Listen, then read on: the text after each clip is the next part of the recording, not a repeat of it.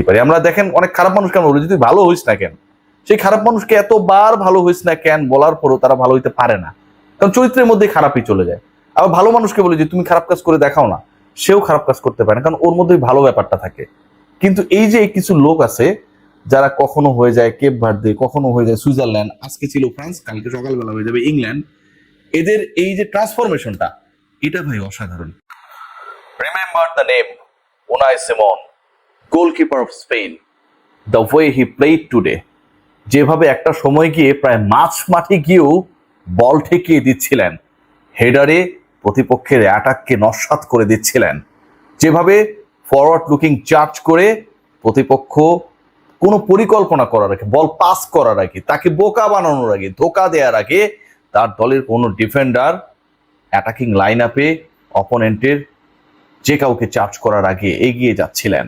আমার কাছে মনে হয় যে কিপিংটা যে একটা নেক্সট লেভেলে নিয়ে যাওয়া সম্ভব, সেটা আজকে উনাই সিমন দেখিয়ে দিয়েছেন।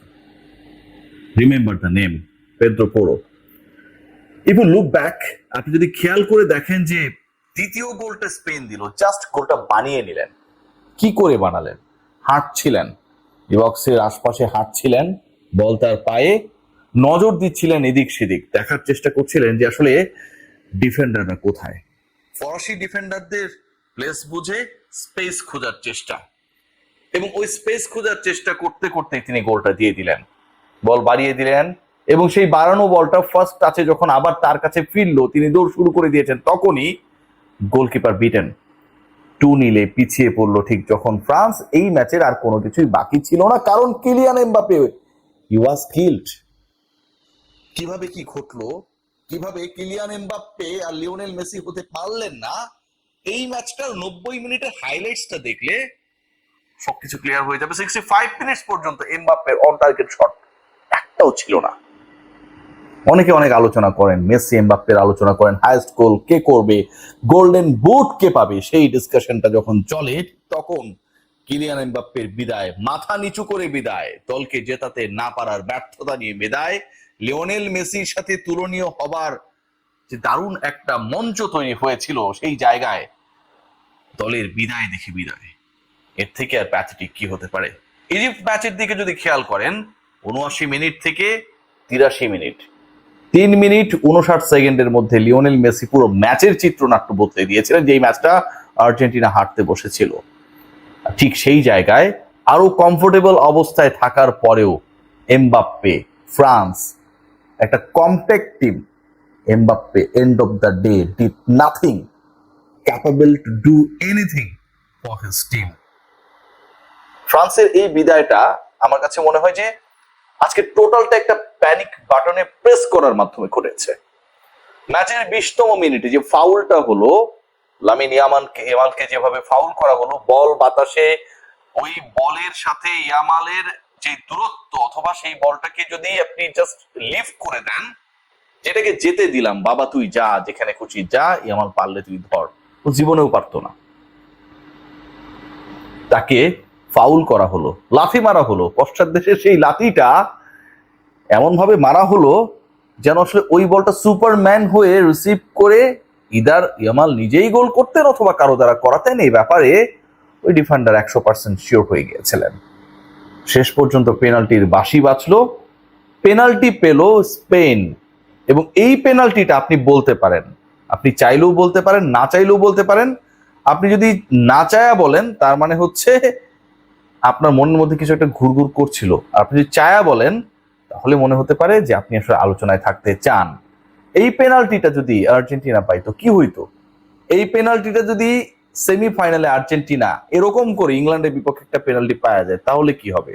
যা হোক, সেই পশ্চাৎ দেশের আঘাতের পরবর্তী সময়ে যে পেনাল্টি পেল স্পেন, সেখান থেকে 22 মিনিটে লিড, 1-0 এগিয়ে থেকে বিরতিতে যাওয়া, বিরতির পর ওই পেদ্রো পোরোর ম্যাজিক 2-0 এগিয়ে যাওয়া।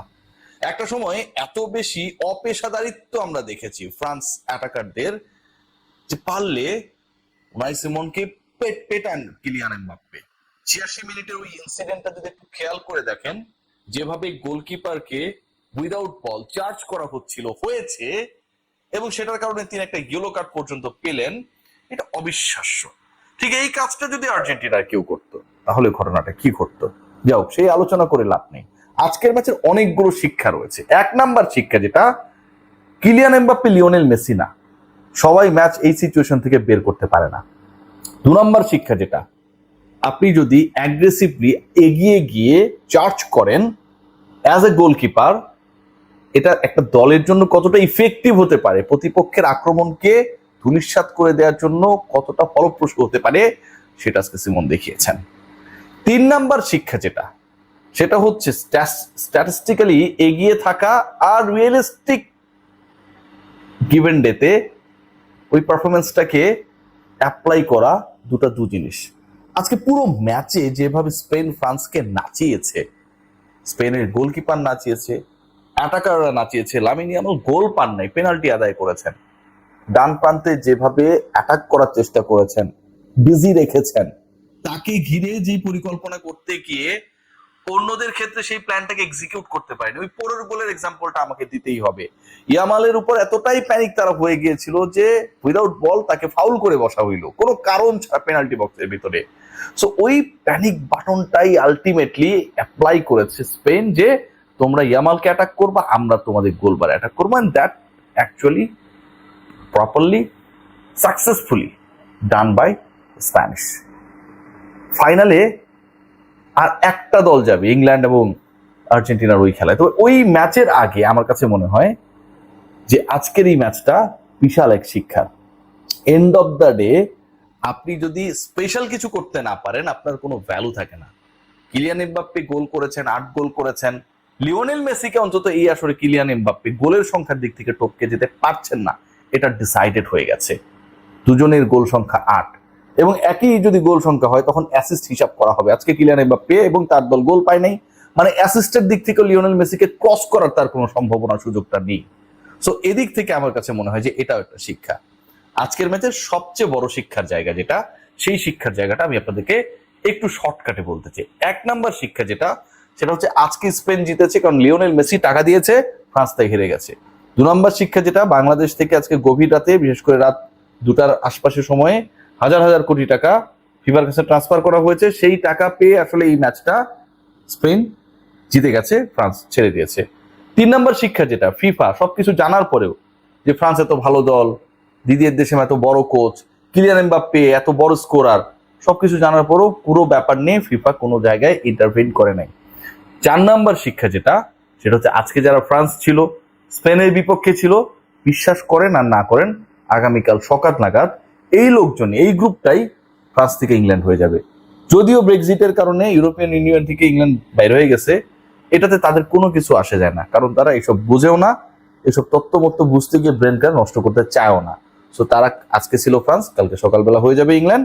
এবং এই যে চরিত্রের পরিবর্তন, এটাকে আমরা সাধুবাদ জানাতেই পারি। আমরা দেখেন অনেক খারাপ মানুষ কেন বলে, যদি ভালো হইস না কেন, সেই খারাপ মানুষকে এতবার ভালো হইস না কেন বলার পরও তারা ভালো হইতে পারে না, কারণ চরিত্রের মধ্যে খারাপই চলে যায়। আবার ভালো মানুষকে বলে যে তুমি খারাপ কাজ করে দেখাও না, সেও খারাপ কাজ করতে পারে না, কারণ ওর মধ্যে ভালো ব্যাপারটা থাকে। কিন্তু এই যে কিছু লোক আছে যারা কখনো হয়ে যায় কেপ ভার্দে, কখনো হয়ে যায় সুইজারল্যান্ড, আজকে ছিল ফ্রান্স, কালকে সকালবেলা হয়ে যাবে ইংল্যান্ড, এদের এই যে ট্রান্সফরমেশনটা, এটা ভাই অসাধারণ। এটাতে ভালো না বেশি, এটাতে মুগ্ধ না হয়ে এই জাদুকরী ব্যাপারটায় নিজের মধ্যে না নেয়ার চেষ্টা করে আসলে কোনো লাভ নেই। এটা স্পেশাল, এবং সেই স্পেশালদের প্রতি আমার একটা স্পেশাল সালাম।